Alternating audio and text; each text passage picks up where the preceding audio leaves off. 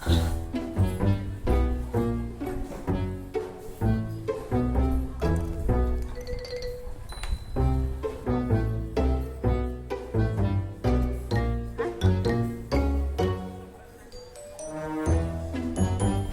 ท้ายអូនមកអូនចេញមើលអីដែរអូនមានមាសមានផ្លាទីននេះសើម៉ូថ្មីថ្មីស្អាតស្អាតអូនទៅមកដល់អូនចេញមើលអីដែរអូន ចានេះបងខ្ញុំចង់មើលមាសបង ចាមើលមាសបានអូន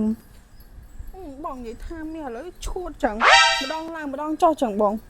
អូនថាតែមាសអីឈួតបងអ្នកលក់ក៏ឈួតដែរអូន បង អី